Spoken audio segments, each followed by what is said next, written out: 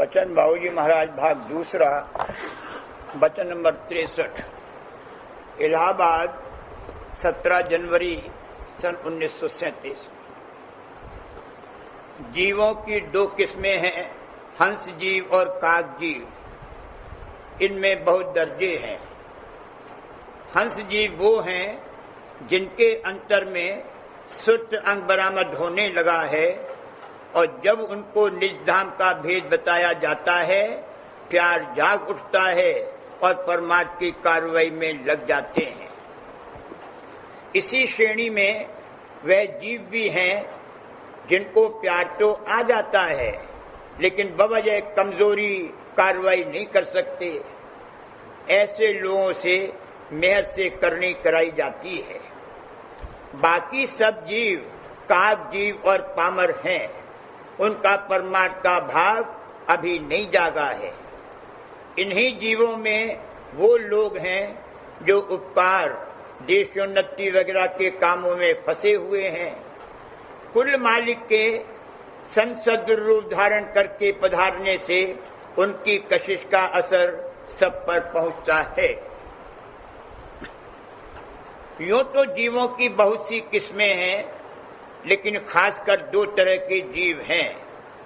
एक वो हैं जिनका परमार्थ का भाग जागा है, दूसरे वो हैं जिनका परमार्थ का भाग नहीं जागा है। जिनका भाग जागा है उनसे मुराद उन जीवों से है जिनके अंतर में सुरत अंग बरामद होने लगा है। उनकी सुरत में इस कदर होशियारी आ गई है कि उनको जब निज घर की सुध दिलाई जावे और उसका भेद व पता बतलाया जावे तो उनको जल्द उसका चेत हो जाता है और प्यार जाग उठता है। उनको निधान से स्वाभाविक प्यार है। उसके भेद व पता बतलाने वाले के सन्मुख आते ही उनसे जागकर प्यार और हित आ जाता है। ऐसे जीव उपदेश को चित्त देकर सुनते हैं और उसके अनुसार कार्रवाई करने को आमादा होते हैं। उनको परमात्मा की बात सुनना प्यारा लगता है। ये कायदा है कि जो चीज पसंद होती है उसमें हित और प्यार होता है। जब हित होता है तो चित्त देता है, बिना हित के कभी चित्त देगा ही नहीं। इस तरह के जीव हंस जीव हैं। उनके अंतर में परमार्थ की चाह बस गई है, इसलिए जब उनको परमार्थ यानी अपने निज धाम और उसकी प्राप्ति की बात सुनाई जाती है तो वह तीर की तरह उनके अंतर में धसती चली जाती है और असर करती है। उनके लिए सिर्फ वचन काफी हैं। वो वचन से ही मान जाते हैं। मानेंगे कोई हंस वचन से। दूसरी किस्म के वो जीव हैं जिनका परमार्थ की भाग नहीं जागा है। उनको बावजूद कि मनुष्य शरीर मिला है और मनुष्य शरीर में आने मात्र से ही परलोक का ख्याल और सवाल सबके दिलों में उठता है। चाहे वह परमार्थ और परलोक से कतई बेखबर हो, वो इस बात को समझते ही नहीं है।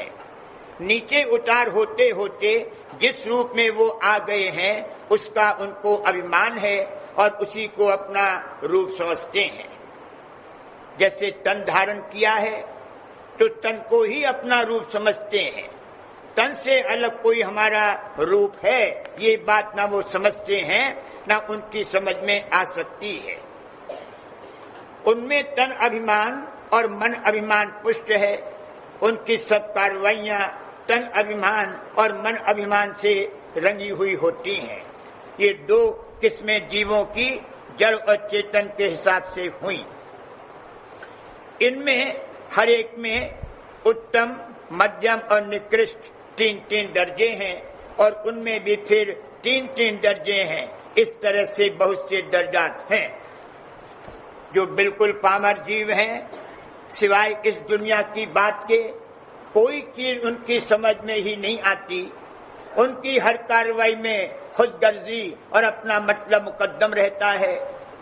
खास परमार्थ से उन्हें कोई मतलब और वास्ता नहीं। परमार्थ और मजहब पर तो उन्होंने झाड़ू फेर दी है। बल्कि देशोन्नति और इसी तरह के बहुत से दूसरे कामों में जो वह लोग फक्र के साथ कर रहे हैं, परमार्थ और मजहब छू तक नहीं गया है। उनका कहना है कि अगर परमार्थ और मजहब का हमारे इस काम में जरा भी दखल हो गया तो बड़ा हर्ज होगा, तमाम तरक्की और बेहबूदी में रुकावट पैदा हो जाएगी। परमार्थ और मजहब से वह लोग डरते हैं, नाम नहीं लेते हैं, कहते हैं कि बड़ी खराबी हो जाएगी। जिस तरह से वे लोग समझते हैं कि परमार्थ और मजहब से दुनिया की तरक्की में मसदूद हो जाएगी, उसी तरह से सच्चे परमार्थियों को होशियार रहना चाहिए कि अगर उनकी परमार्थी कार्रवाई में दुनियादारों की छाया भी पड़ी तो परमार्थी तरक्की में बड़ा हर्ज वाक़ होगा। जिस परमार्थ और मजहब में देशोन्नति, देशोपकार, देश सुधार, परोपकार वगैरह इस तरह की कार्रवाई अगर किसी भी अंग में आ गई है तो वह सच्चे परमार्थ और मजहब से खारिज है, जरूर उसमें बिगाड़ है। परमार्थ और मजहब में निर्मल परमार्थी की कार्रवाई होनी चाहिए, किसी भी ओझले से कोई दूसरी कार्रवाई नहीं शामिल हो सकती। ये कहना कि फला काम हम देश को आजाद करने के लिए या देश में सुधार करने के लिए या दूसरों को सुख व आराम पहुंचाने के लिए करते हैं और इसमें खास हमारा कोई मतलब और गरज नहीं है, बिल्कुल गलत और झूठ है। 100 में 99 ऐसे हैं जिनका उस काम में कोई न कोई मतलब और गरज मौजूद रहती है। जिनको जाती कोई गरज और मतलब न हो, महज दूसरों के लिए काम करें, ऐसे शख्स कामयाब हैं बल्कि नायाब हैं। इस देश में धन, मान, बड़ाई, आदर और हुकूमत हासिल करने की ख्वाहिश और चाह से कोई खाली नहीं है। जो काम वे कर रहे हैं उसमें ये बड़ी जबरदस्त चाह सबके अंदर धरी हुई होती है कि कामयाबी हासिल होकर वह उसके अधिष्ठाता बने और दूसरों पर हुकूमत करें। जो लोग कहते हैं कि हमें अपनी कोई गरज और मतलब नहीं है और बज़ाहिर या उस वक्त सच्चे दिल से काम करते भी नजर आते हैं, उनके भी अंतर के अंतर्गत धन, मान, आदर और हुकूमत की चाह रखी हुई है। वो इस वक्त न उनको और न दूसरों को मालूम है। बिल्कुल बेगरज और बेमतलब कोई नहीं है। इस श्रेणी में उत्तम जो दर्जे के जीव हैं और वह एक दो ही होते हैं, अलबत्ता बेगरज और बेमतलब हो सकते हैं। जो मध्यम दर्जे के जीव हैं उनको कुछ अपनी गरज और मतलब होता है और कुछ दूसरों के लिए काम करते हैं, बाकी सब निकृष्ट या पामर जीव हैं। जिन जीवों में अभी सूरत नहीं बरामद हुई है और तन अभिमान और मन अभिमान पुष्ट है, वो चाहे यहाँ बड़े देशभक्त और राजनीतिज्ञ और बहुत अकलमंद और होशियार समझे जाते हों, मगर सच्चे परमात्मा की दौलत से वे खाली और बेनसीब हैं। दुनिया के मुतालिक किसी बात को समझने और कार्रवाई करने में वे बहुत अकलमंद और होशियार हों, लेकिन परमार्थ और परलोक की निस्बत कोई भी बात समझने में उनकी अकल कासिर व हैरान है। बल्कि परमार्थ का नाम सुनकर वह लोग ऐसे चकित हो जाते हैं जैसे किसी को कोई बात कही जावे और वह उसकी समझ में ना आवे, या कोई नई बात कही जावे जो उसने कभी न सुनी हो। इस तरह उनकी तबीयत रुजू ही नहीं होती, उसमें उनको हित और प्यार आता ही नहीं, और जब तक हित ना आवे चित कैसे दे सकते हैं और वह बात कैसे सुहा सकती है। अभी उनके उद्धार और उबार का समय नहीं आया है, उन पर वचन द्वारा असर नहीं पहुंच सकता। वे अपने कर्मानुसार अभी ऊंच नीच जोनी में चक्कर खावेंगे। इस श्रेणी में बाज लोग बड़े शुद्ध आचरण और अच्छे चाल चलन वाले भी होते हैं, मगर सच्चे परमार्थ से उनको भी कोई मतलब नहीं। अगर कोई परमार्थ की कार्रवाई भी करते हैं तो वो परमार्थ उनका उसी दर्जे का होता है जिस घाट पर कि वे बैठे हैं वही उनकी आत्मा है और उसी के मुताबिक उनका परमात्मा है। यानी जिस घाट के धनी की ताकत से वह कार्रवाई करते हैं वह उनका परमात्मा है, इससे आगे उनकी गति नहीं है। और अगर उनसे आगे का भेद कहा जाए तो उनका अंतर हामी भी नहीं देता है। इन काक जीवों में से उनके लिए जिनमें दया से परमात्मा का बीज डाल दिया गया है, बजाय इसके कि वे कर्मों के चक्कर में बहते रहें और एक कर्म कटने में दूसरे 1000 तरह के कर्म चढ़ें, ये बंदोबस्त रखा गया है कि नए कर्म तो न चढ़ने पावे और मौजूदा कर्मों के अनुसार जो दुख तकलीफ आवे उनसे दुखी होकर इस संसार की तरफ से उनकी तवज्जो हटे। कुल मालिक के संत सद्गुरु स्वरूप धारण करके इस मंडल में विराजमान होने से उनकी कशिश का असर सब पर पहुंचता है। हर युग के बाद एक एक दर्जा तो आमतौर पर सब चढ़ जाते हैं। जो जिस सतह पर हैं वो महाप्रलय के समय में उससे ऊपर की सतह पर खिंच जाता है और वहां से फिर नई रचना होती है। यह युग संतों के अवतार का है, वो बराबर प्रकट होते रहेंगे। जिस मंडल में वो विराजमान हैं उसकी सतह पर जितने मंडल हैं या जिनसे उस मंडल का ज्योतिष संबंध है उन सब मंडलों के जीवों पर इस किस्म का आम असर पहुंचेगा।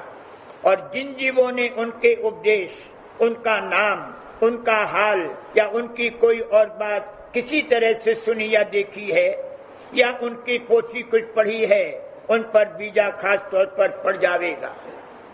संतों के परमार्थ में चाहे अभी न लग सके लेकिन बीजा पड़ जाने से उनको वो फायदा जरूर होगा जिसका कि अभी ऊपर काक जीवों के लिए जिक्र किया गया है।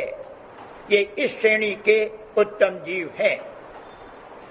जो हंस जीव हैं वो संतों के सन्मुख खिंचे चले आवेंगे और दर्शन करते ही और वचन सुनते ही उनके अंतर में हित, प्यार, उमंग और जोश पैदा हो जाएगा। वह जीव वचन से चेत जावेंगे, उपदेश लेकर उसकी कार्रवाई में लग जावेंगे। इस प्रकार संत हंस जीवों को चेताकर और बाकी काक जीवों पर बीजा डालकर उनका उद्धार और उबार फरमाते हैं। इसी हंस श्रेणी के जीवों में से वो जीव भी हैं जिनके अंतर में परमात्मा की चाह है। वचन सुनते हैं और वो वचन उनको प्यारे लगते हैं और उसके अनुसार कार्रवाई करने का इरादा भी करते हैं, मगर बवजह कमजोरी और लाचारी कर नहीं सकते। ऐसे जीवों को संत अपनी दया का बल देकर उनसे करनी कराते हैं। दया का बल देना ये है कि जिस घाट पर वो हैं उस पर अंतरी मदद पहुंचाकर उससे ऊपर के घाट पर उनको खींचते हैं और मौज से कुछ अंतरी व बाहरी दया के पर्चे देकर उनको दया की निरख और परख का मौका देते हैं। इस तरह से मालिक की मौज व दया को निरख और परख कर वह मालिक का शुक्राना करते हैं और गुणानुवाद गाते हैं और कार्रवाई में लग जाते हैं। और जिस कदर परमार्थी कार्रवाई में उनका रुख आता है विशेष मेहर और दया आती है। इस प्रकार करनी करके मेहर और दया बढ़ती है और मेहर व दया से करनी करता है। मेहर दया करनी करवाई, करनी कर बहु मेहर बढ़ाई। इस अंतरी दया के अलावा बाहर में ये संभाल की जाती है कि यहाँ किसी रस में लिप्त न होने पावे और हर्क में बंधने न पावे। मौत से ऐसा बंदोबस्त रखा जाता है कि सब काम करें, मामूली तौर से और जीवों की तरह बरतें, मगर यहाँ के रस और हर्क में दिन ब दिन कमी होती जावे। इस संसार में हर्क होना ये दुख से भी ज्यादा महादुखदायी है। अमूमन लोग इस बात को नहीं समझते हैं। यहाँ किसी काम में हर्क न होना बड़ी भारी दया है। वैसे शून्य में पहुंचकर हंसगति होती है और त्रिकुटी में तन और मन से न्यारा होने पर मौत की खबर पड़ने लगती है। मगर जैसा कि ऊपर बयान किया गया है, जिनके अंतर में किसी कदर सुर्ख अंग जाग कर निकला है और परमात्मा की चाह पैदा होकर इस कार्रवाई में लगे हैं, वो सब हंस के जीव हैं। उनको चाहिए कि मालिक की दया व मौत को निहारते चलें। इस प्रकार उनके परमात्मा का रास्ता खुला रहेगा।